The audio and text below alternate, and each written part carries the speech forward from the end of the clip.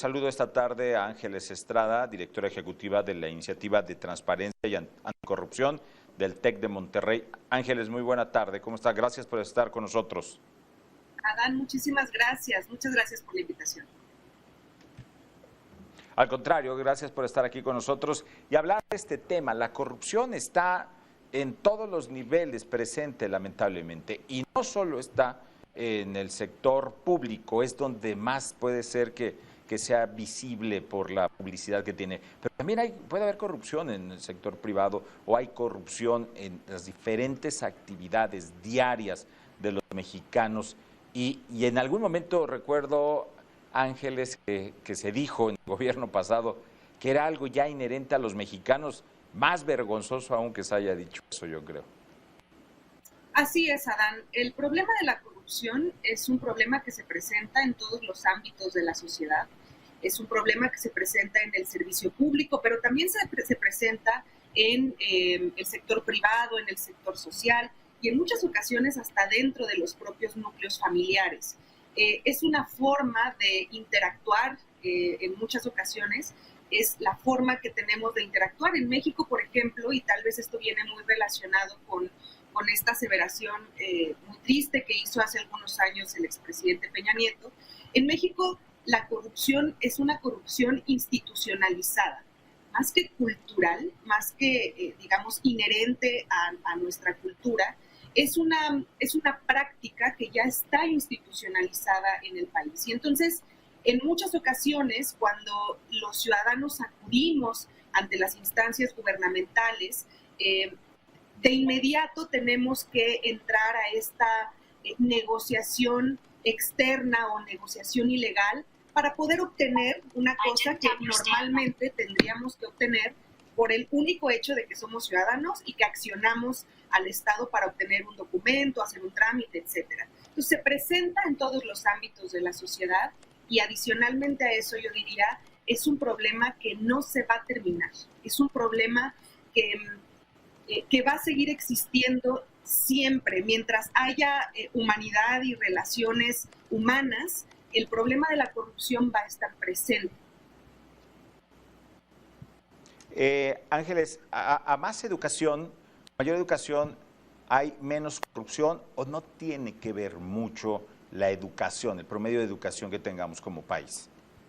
Fíjate, Adán, que no tiene que ver. Hay varios estudios, recuerdo uno ya de hace algunos años que hizo México Unido contra la Delincuencia, una organización de la sociedad civil, en donde justamente midieron el nivel educativo con la percepción de corrupción en relación con ese nivel educativo. Y no había una relación entre la gente que tenía menos nivel educativo y la que tenía más. A lo mejor que los que tenían menos eran más propensos a la corrupción que los que tenían más educación. Nunca se pudo establecer esa correlación. Entonces, yo de entrada te diría que la corrupción no está vinculada a qué nivel educativo tengamos y también, diría yo, tampoco está vinculada al nivel socioeconómico en el que nos desarrollemos. Ahora, mencionabas hace un momento algo que me llamó la atención. Los ciudadanos estamos expuestos a esta negociación externa, pero ¿cuándo diferenciar cuando entramos en una negociación lícita, en una negociación para obtener algo, a una cuestión de corrupción? Sí, bueno, en la parte pública es muy sencilla.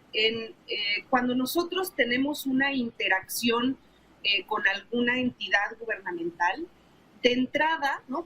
Digamos, en principio, esa vinculación no tendría que tener ningún costo, no tendría que haber ningún tipo de contraprestación. Existen trámites que efectivamente requieren de una contraprestación para llevarse a cabo, una contraprestación económica. Sin embargo, está normado, está establecido en la ley. Cuando esta contraprestación no está dispuesta en una norma, en una ley, y se solicita por parte del servidor público o se ofrece por parte del ciudadano, estamos frente a un caso de corrupción. Eso es. Ahora, la corrupción a grandes niveles, casos emblemáticos como Odebrecht, que lo vimos en toda la América y en toda Sudamérica principalmente, y que luego los vemos replicados acá en nuestro país, y que vemos que aquí no avanza el castigo y que nos queda una vez más este dejo de impunidad, propicia la impunidad más corrupción.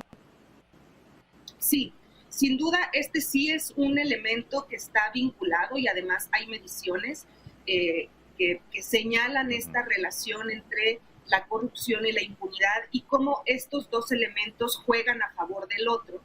Y efectivamente, en casos de gran corrupción, en México existe la práctica de no dar seguimiento, de no hacer investigación, y de si se hace investigación, entonces son investigaciones que en muchas ocasiones alcanzan hasta cierto nivel del servicio público.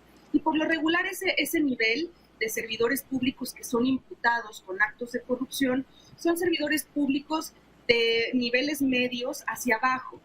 Y por lo regular, ¿no?, en estos casos de gran corrupción, es muy complicado que un servidor de nivel medio hacia abajo tenga la posibilidad de entrar a esa transacción corrupta.